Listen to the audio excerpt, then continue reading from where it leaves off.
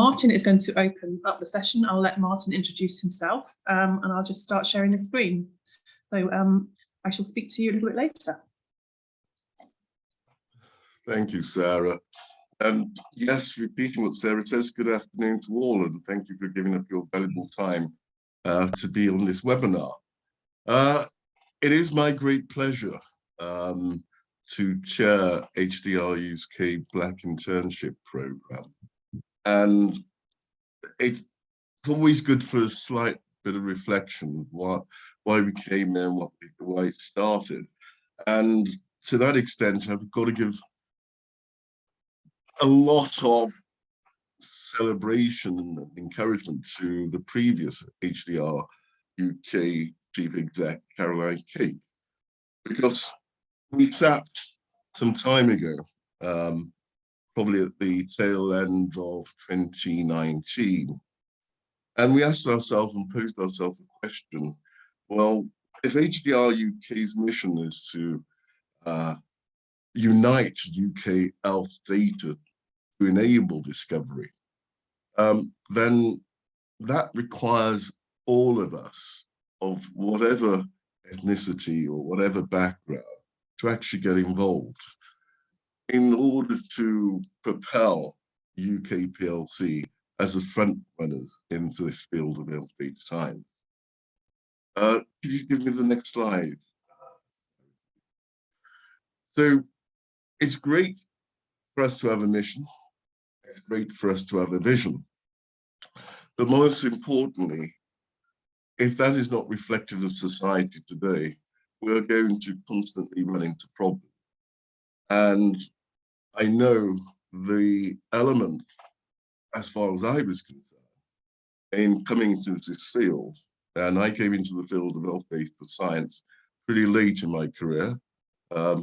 I started off as an economist, wound up in the military, and then eventually found myself doing coding in order to get things done and to understand all the information around me. And it always occurred that I was not seeing individuals who looked like me. And therefore, if there was less representation, how can we encourage and draw upon? Next slide, please, Sarah. We know through the pandemic, issues around health inequalities coming about with not just the Black, but a number of minority communities. So it is, and it has been, a great challenge, but a rewarding opportunity to be involved with HDR UK to broaden the appeal of this new and exciting field of health data science. And jointly, we all have together created a significant impact in a short space of time. The next slide will actually inform us the level of impact since the program started just under 2 years ago. We've achieved jointly 128 interns across the UK of the completed internship program with different host organizations. The great news is 60% of those were from females. And why I say the great news is that it does go to show that if we reach out, we will actually draw in talents across not just the ethnicity of male, but most importantly, those of female. And I, in my vision, want to ensure that any diversity of whatever form is seen within this great umbrella sector. Our second year, we saw 100% of all our interns recommending the program to others without exception. And the level of speakers we've had, both from the NHS, civil service, academia, and business, has been a great encouragement to allow that message of what health data science is all about. Importantly, is the destination. And the next slide will actually give more of what we have done and achieved jointly together. 10% of those interns have obtained jobs in health data science. 16% obtained a job within data science.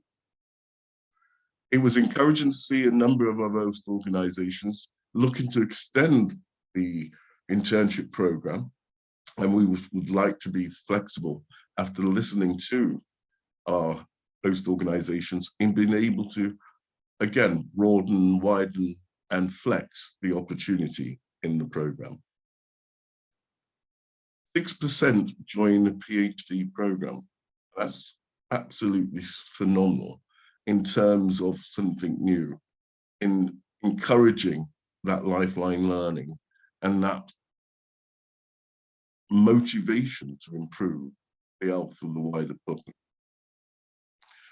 4% entered academic roles in health data. And I know only from today, getting a communication from the HDR UK team, another one of our in terms of accelerating involvement within the business field. So it is a phenomenal project. It's a phenomenal program. And I can only see bigger and better things taking place. But it is all about power, increasing the power of those within different communities to enter into fields that they thought they couldn't enter before. And it's the encouragement of all of us and the mentoring we've done that these success stories are lasting impact. I'm going to be silent for a while and hand back to Sarah just to talk through what we plan for 2023. And hopefully at the end to ask any questions that you may have and to glean further how we can have a greater impact in the 2023. So I'm going to be silent for now and back to you, Sarah. Thank you, Martin. So thank you everybody for joining us today. We just wanted to, for those that haven't been involved with the internship programme before, just a quick summary of what the programme involves. So it's an 8-week paid internship. Interns are paid at London Living Wage or more, and we provide opportunities across multiple sectors in health data science, be that charity, industry, academia, or the NHS. And we're really open to anybody really that can offer a project in health data for our interns. And each intern will get to work on a real world data project provided by their host organisations.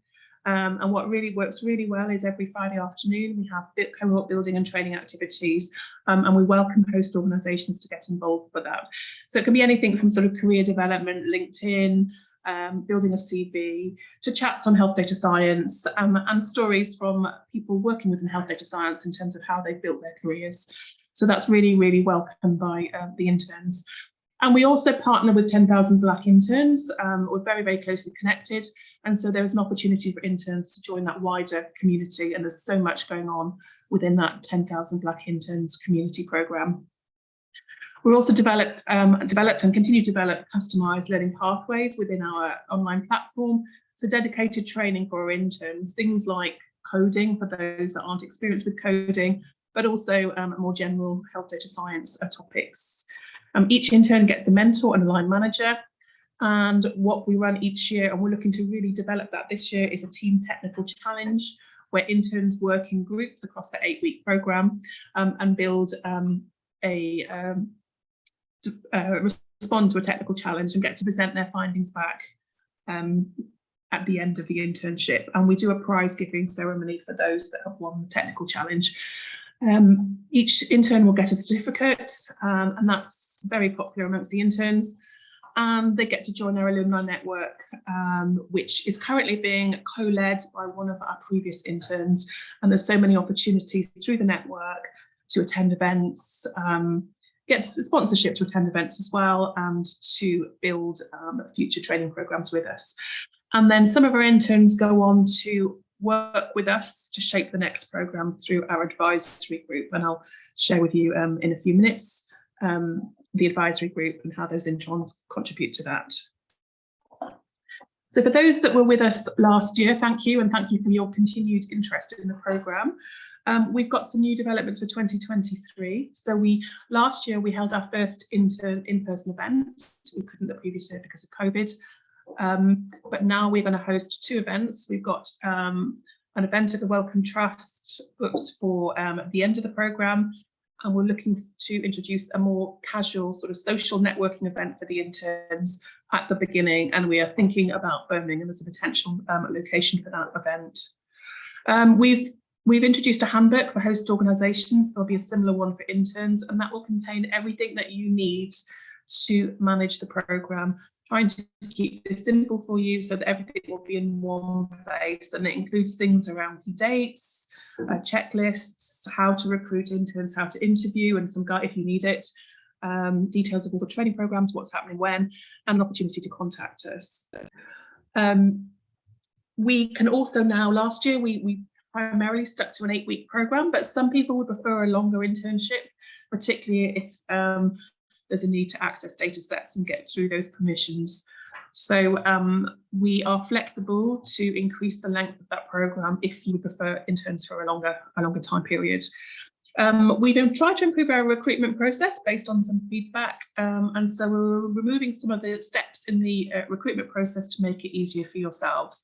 One of those is just removing the anonymisation of the CVs, which we don't feel is necessary. And we're going to grow the Health Data Technical Challenge and provide interns more support through the challenge. We found that those that had a data science background absolutely loved the challenge, but others found it a little bit more difficult. So we're looking to improve that and give them more guidance and support through that technical challenge. And it's really fantastic to see the wonderful results and the presentations that the interns give at the end of the 8-week programme. And we would invite you all to join us for that session and also for the closing event at the Wellcome Trust. We've got a single new email address, which will make it easier for you to get in contact with us. And we are proposing to host a new award for the best host organisation as nominated by the interns. So that will be, providing really excellent care for the interns, communicating the impact of those interns, and providing really a great project. More details will follow in due course. And we're also introducing a stronger process for interns so that they get to understand how to complete the application, some tips for CVs, some tips for interview, and some etiquette around managing the interaction with yourselves when being considered for a role. So all those things and more we're putting in place for 2023. So as I mentioned, we have an advisory group which guides us with everything that we do, and they've been a fantastic asset to the programme. You can see across the top there, many of those people have been in place since the beginning and really helped shape the programme. The people at the bottom are our 2022 interns, and we had so much interest from interns in helping shaping the 2023 programme.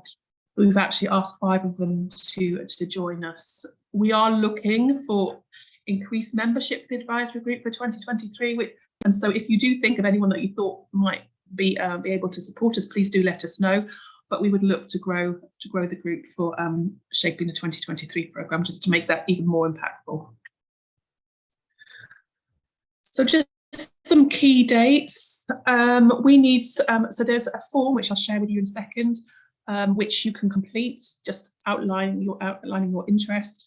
But we'd like some reasonably firm commitment from you by Monday, the 16th of January, around the number of interns that you would like to host and how you would like to host them. And we're not going to commit you to that, because we appreciate that when you get the CVs through, you may want more, you may want less. And so it's just an indication for us that's fair to the interns in terms of when we start to allocate CVs. The applications for interns will open on the 1st of November. I think we've got something like 140 applications already in the system. Will be supported by the 10,000 Black interns recruitment process as well. So we anticipate a record number of CVs this year based on where we are today. And when you've signed up, we will have a planning webinar in January, late January, to get more feedback from you about how you'd like things to run, but also to share with you where we are and our plans for more detailed plans for 2023. And we ask them that you conduct interviews through the period of end of January to end of April, and there'll be specific time slots allocated. Last year, we were increasing it was a 2-week window last year, but we're going to increase the window this year to make that easier for you to interview and select your interns. And then the dates then in terms of the opening social, as I said, probably in Birmingham on the 21st. Internship programme running from the 3rd of July to the 25th of August, and the closing ceremony, as I said, at the Wellcome Trust, and that's already booked, is for the 31st of August 2023. So here's just a sample. Here are the host organisations from last year. It was a fantastic selection of industry, charities, and academia. I hope it says my internet connection's unstable, so I hope you can all hear me. I'll continue. And we hope that many of these will return for 2023, but we're looking to grow the programme substantially, so really welcoming new organisations to join us. So here's what we provide. We'll promote the programme to a national audience. We've already, as I said, had some success. We were around 140, 150 candidates waiting to be recruited. We'll oversee the first stage of the recruitment process. We will receive the applications, we'll sift for you. We'll ask some 2 or 3 questions to understand the motivation of the interns, and that all those applications will get marked by 3 different people. So we get a balanced view. And we're also going to introduce this year, ask the interns to complete an HMRC starter checklist, just to help you on that way with making sure that people have got the right to work. We'll provide guidance on mentorship and mentors as well if you need us to. And we'll manage the educational programme for the interns and provide them opportunities across HDR UK. And welcome your input to any of that. But we're happy to coordinate and deliver. And we want to facilitate collaboration across host organisations. So we're looking at how we can set up some tools that means that we can collaborate. We tried last year with a Slack channel, but I think that probably was not as well used as it could have been. So we're looking at how we can make sure that host organisations can share good practice, and we'll be getting your views about how we would do that. And we give you access to that wider intern network. So you've got a real opportunity to create new job opportunities to a range of talent from across the intern network. And we're really happy to promote your organisations via case studies, interviews, podcasts. And there's lots of examples on our website of us having done that. But really get an opportunity to get your organisation known and to attract new talent to your organisation. And these are things that we ask of you. You'll manage the interview process. We can provide sample questions and provide guidance if you need it, but happy for you to run that in the way that you see fit. You'll provide a project and the skills and training needed for the intern to deliver that project for you. You'll need to organise the contracts of employment and make sure that those interns have the right to work. We'll do, you're really happy with that, and before you go forward. You'll need to identify a line manager and a mentor, and we welcome topics and speakers to be nominated by you for our training programme if you would like to. And you'll need to provide laptops for interns if they need them. And we'd love you to participate in all of our activities and join us at the closing event. So next steps, there is a form I'll just share in a second. We've tried to ask you for more detail up front, just to make sure that, so just to make sure that we get the right candidates for you. So we'll be asking about your location, a contact, and how many interns you'd like to receive. There's an email that you can contact us with any questions, and then we'll come back with next steps in January. And then lastly, that please do spread forward. We're looking for as many organisations as we can to programme with high quality candidates. So I'll just stop sharing. I'll just share briefly the application form that we're looking for people to complete. There it is. So it's very basic sort of pledge. So just your details, your organisation, the email address that you'd like us to correspond with, where your organisation is based, how many internships you'd like to pledge, whether you'd be prepared to take on interns on a part-time basis, whether you're flexible, or you would not want to take on part-time interns, that's absolutely fine. And whether you would like them to be face-to-face, hybrid, or online, it's entirely up to you. And we'll match you with interns that have a preference and a location that's convenient for you. And then if you want an internship that's longer than 8 weeks, let us know and we'll talk to you directly to understand particularly what you're looking for.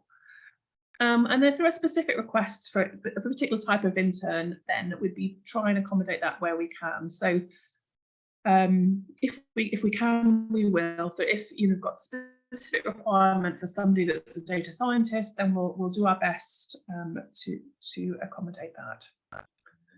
So that was a whistle-stop tour through the programme. I'm really happy now to take any questions for myself and Martin.